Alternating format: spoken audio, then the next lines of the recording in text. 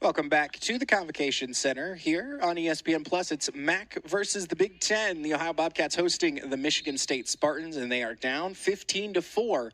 But tides start to turn at 157 pounds as the Bobcats' top 5 ranked wrestler, Peyten Kellar, takes the mat against Braden Stauffenberg for the Spartans. Yeah, Peyten Kellar, an absolute generational talent here from Southeast Ohio. Wrestled in the NWCA All-Star Classic last night against Penn State's number 3 ranked Tyler Kasak, where Keller ended up falling 4-2 to Kasak. But nonetheless, the Bobcat got the phone call to go wrestle in the All-Star Classic, did so, and wrestled a really tough match against another returning All-American who finished 3rd last year at 149. It was impressive to see him out there, certainly holding his own versus, anytime you see any wrestler from a mid-major hold their own versus a Penn State, you got to feel good for him. Well, I'll tell you what, Isaiah. Peyten Kellar, just truthfully a guy that just wants to wrestle, doesn't care who you are, where you're from, or what color you wear. He's just going to go out and wrestle and put himself in positions to win. Last night, unfortunately, didn't get himself into very many scoring positions and things. Kasak proved to be very tough on top, but hopefully here today you see Keller kind of start to get himself in a little bit more of those wrestling positions, places to really start to light the scoreboard up, right? Last week at Michigan State, he had great wins over Chase Saldate from Michigan and Johnny Lovett, who will probably be one of his foes in the MAC tournament this year and probably the top contender to Keller for a MAC championship at 157, taking both of them out, winning a title at Michigan State. So I think kind of for Keller, this first 3 weeks have been really, really good. Had a lot of really good wins. He has some really nice ranked wins. Really got tested last night in what is an exhibition. Still 6-0, yes. Yes. So it doesn't go towards the record or anything, but just a really good opportunity to go out and wrestle and showcase his talent himself, represent the Bobcats. And right here, we're going to see kind of a slide by. Gets the takedown right on the out-of-bounds line for the Bobcats over Stauffenberg. As Stauffenberg was doing a lot to try to just a little foot pick, little ankle pick there, trying to get Keller off balance. It's hard to do with a guy as tall as Peyten Kellar. Yeah, and this is where we're going to see Keller really, really succeed, right? Last night he did get a ride out for 2 minutes over Kasak in the 3rd period. Was unable to get to a turn, but hopefully right here we're going to see Keller in his best position now. And he's going to start to try to throw those legs in, really extend Stauffenberg, get him long, throw his half in, get to his crab ride, roll around a little bit, and eventually he will catch him on his back. He does slip the leg in, and he's already working to go cross body, is something he did last night against Kasak, and they made the right commentary. You don't see a lot of people going cross body ride in college wrestling anymore, but Peyten Kellar certainly will every time. Well, I'll tell you what, we have a true clash of body styles here with Stauffenberg a little bit shorter, more compact, and Keller just a very tall drink of water. So you get both legs in, it's going to be hard for Stauffenberg to really prevent that from happening. Now, his probably best option is going to be to get him over the top like he tried there once. So as we take a look at the 157-pound intermat rankings there, you see Peyten Kellar 6-0, most matches out there on the board at number 3.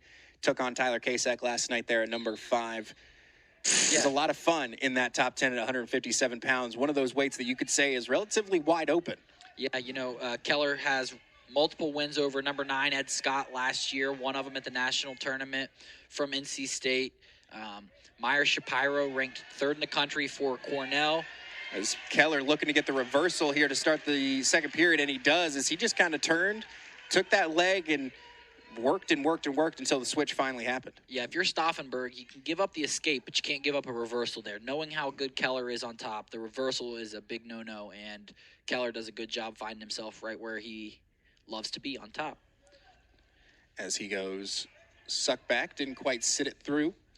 Yeah, as I was saying, though, Meyer Shapiro ranked 3rd in the country for Cornell. I believe he could be out right now with some head injury and things, and from the sounds of it, it may be something that he might not be able to compete this season. Heard that as well. As Keller gets him to his back, he's going to get some near fall points, put himself into the bonus point category. He's got a nice body scissors there on the body. He's trying to move those hips up so he could go look for a pin himself, but gets his 4.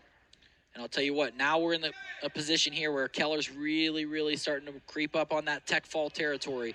He's one turn away from really busting down the doors of a tech fall. He's got 30 seconds left here in the second period. One more turn here would be huge. Bobcats need every bonus point Peyten Kellar can give them. Taking the red line that was Coach Greenlee's driving in a van last night to get here from State College. And he made it. And now he's putting together another good match here for the Bobcats. 9-0, and that looks like it's what it's going to finish here going into the third. Got an armbar on the backside there. Yeah, you know, it was a really, really great opportunity for Peyten to go over to State College and get to compete. Listened to his interview yesterday with Flow Wrestling, and he kind of just talked about his love for wrestling being rekindled and, you know, really having to take some words of advice from Coach Greenlee after his redshirt season and really try to go back and find himself and the love that he has always had for wrestling since he was a little kid. So really, really big opportunity for him here. And now we got about 1:40 to go here in the third period, and Keller's really got to try to get a technical fall here for the Bobcats. As Stauffenberg throws an underhook through to get the leg shelved, so now it's on Keller to start making a move with the whizzer and maybe shelving a leg of his own. He rolls through, and now he is in a much better position. As Keller just getting fancy with it, trying to run right through Stauffenberg. With 1:22 to go, 9-0 Keller leads, basically 10-0. Riding time point almost locked. Actually, definitely locked now. Yeah, and if you're Michigan State and you're Stauffenberg, you really got to stay on the attack to some degree, though, because a takedown wipes away the major decision.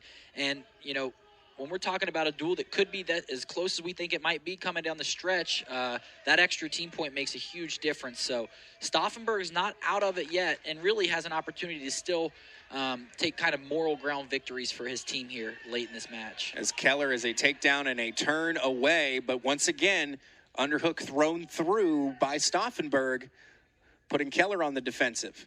But he's really torquing that shoulder in that whizzer. Yeah, Keller, and he gets 3 off the Merkle position. So now we're looking at 13-0. One turn will be a tech fall, or an escape takedown for Keller would be a technical fall. So as they do get out of bounds, he's going to get a restart with 15 to go. What do you do, Colt? Do you cut him and think you move quick enough? Well, or is this that moment you just work your best turn? I think Greenlee just kind of told him there, it's your decision, do what you got to do. But last night I thought we might see Keller cut K-Sack late, and here we go. We're going to see Keller cut him. So he's going to have 15 seconds to go get a takedown. And, you know, for all we know, as crazy as Keller is, he might try to go side headlock here and pull him back into a turn. Didn't really let him get away. Immediately sinks those legs in. It's about the most optional start you may have ever seen. He's really trying to yank something around, but with 3 seconds to go, it's not going to be enough. No, but a great effort there for the All-American. For the first time back in the convo since he stood on the podium, Peyten Kellar, welcome back. He does pick up the win, and he does pick up bonus points for the Bobcats, makes it 8-15 here as we move along to 106.